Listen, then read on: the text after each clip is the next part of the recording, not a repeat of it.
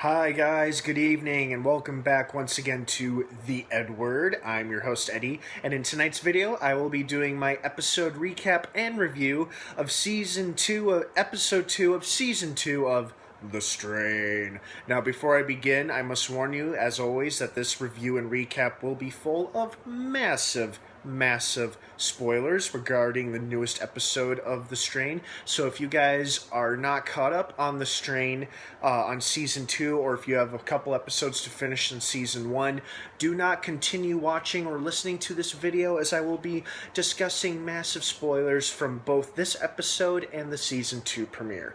That being said, ooh, you know, they're jumping right into it now. It's like they're not holding anything back now.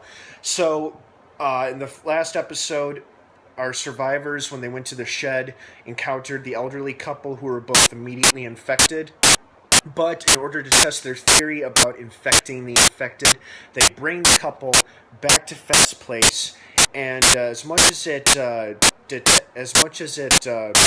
sickens them, Nora and F force themselves to experiment on this poor elderly couple who have become afflicted with the Strigoi strain. Meanwhile, Fett and Dutch decide to do some clearing out of Fett's neighborhood. They go to this local fitness center, or a YMCA, where there's a big pool in the center of the place. They clear out a locker room full of Strigoi, very cool scene, and afterwards, you know, they get comfortable with each other, go skinny dipping in the pool, and obviously things are starting to heat up between them.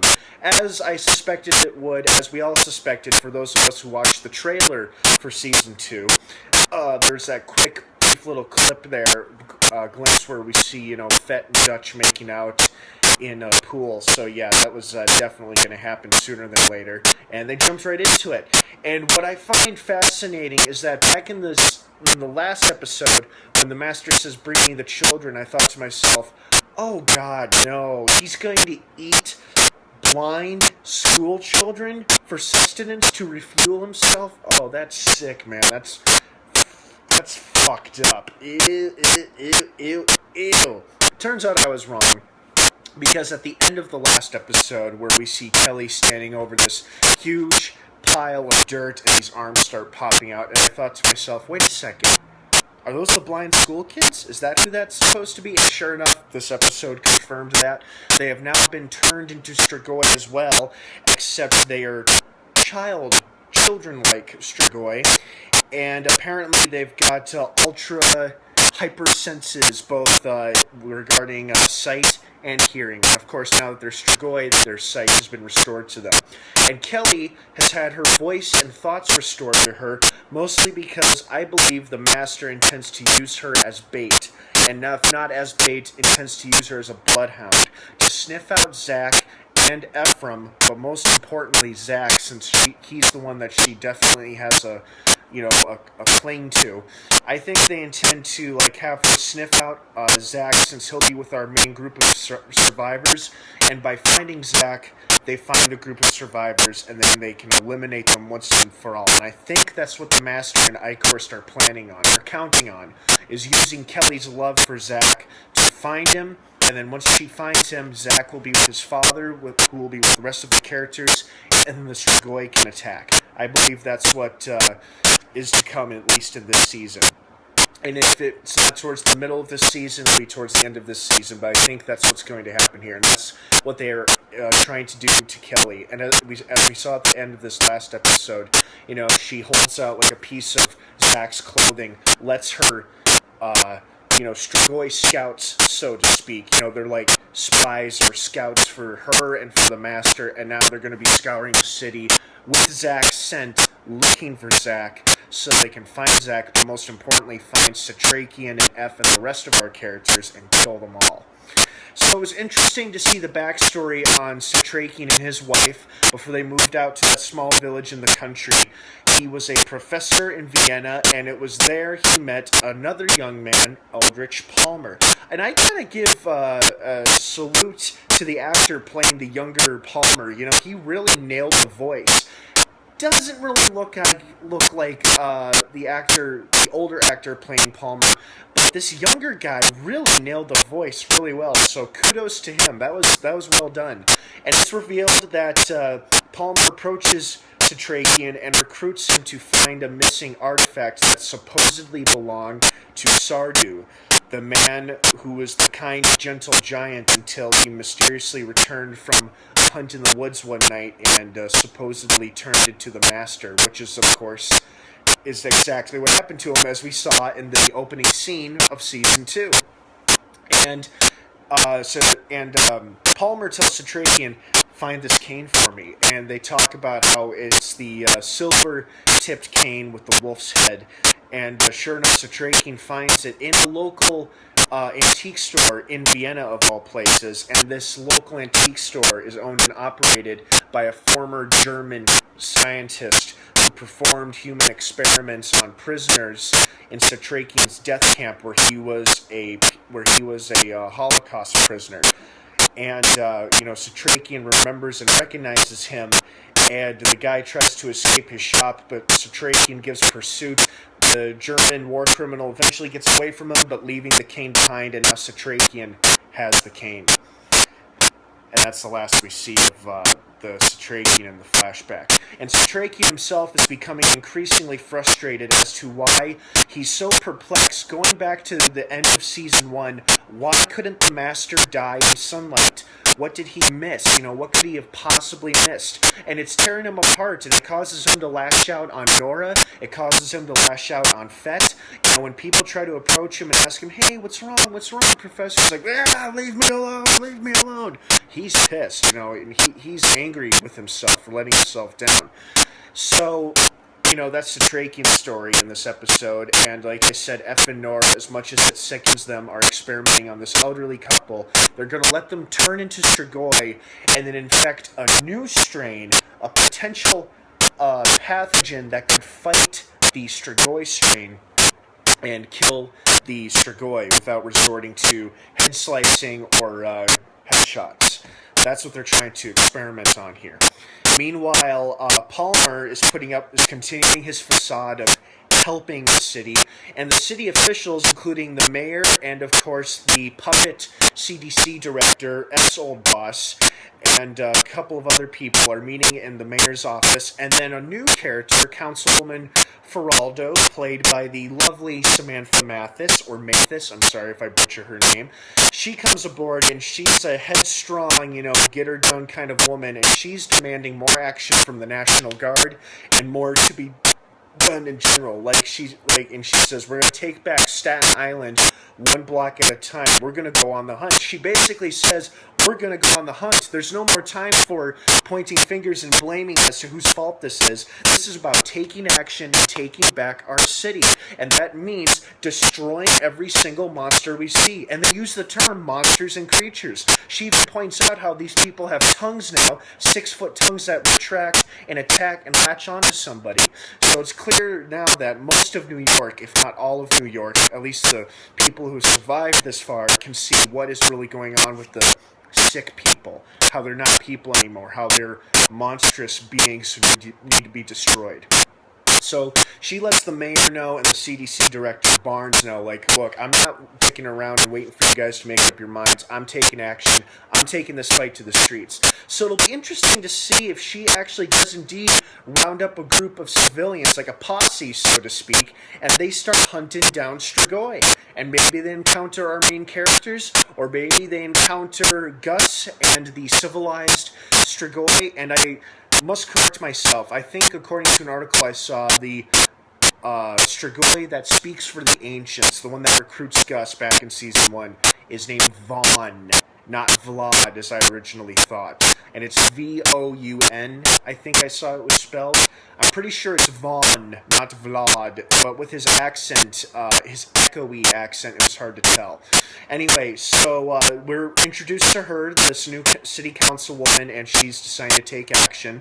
Palmer, on the other hand, has established one of his new freedom centers, which appears to be this enormous food warehouse, and he and his new assistant have just unveiled it along with the mayor, and they're making it a place for refugees, for people to come check out food, But what's interesting, when the people go to register to be processed and have food handed out, one guy asks one of the staff people, "Why is it asking for my blood type?"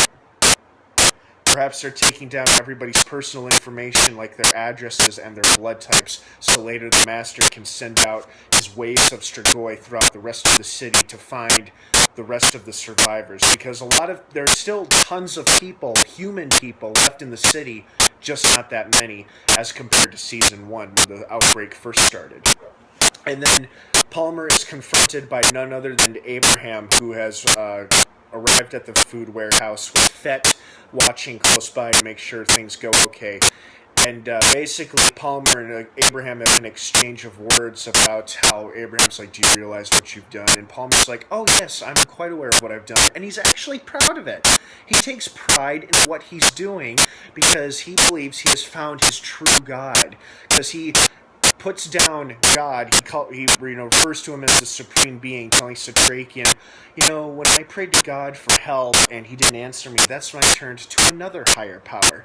And Satrakian has a great line where he's like, "Oh, he answered you. The answer was no," in regards to him getting better when he was sick and a little boy.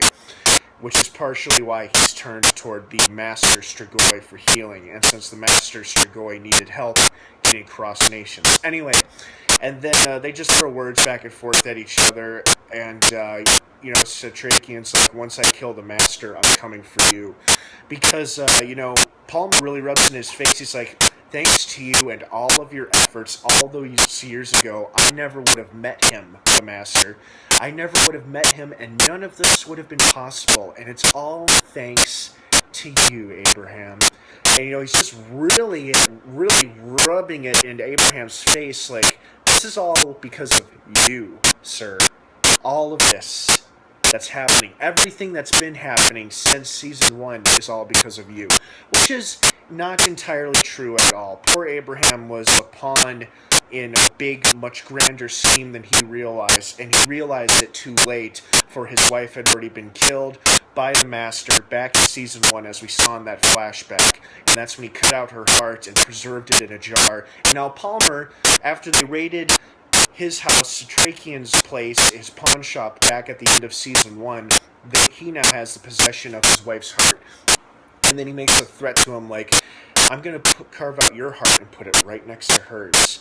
But, Satrakian and Fett are able to escape thanks to a distraction Fett creates when Palmer tries to send his men after Satrakian. They escape, and then Satrakian tells Fett later as they're driving the car, he realizes that Palmer isn't aware that there's a piece of the secret book that Satrakian has been looking for all along, with the origin story of the Strigoi and revealing a possible way to actually kill one successfully.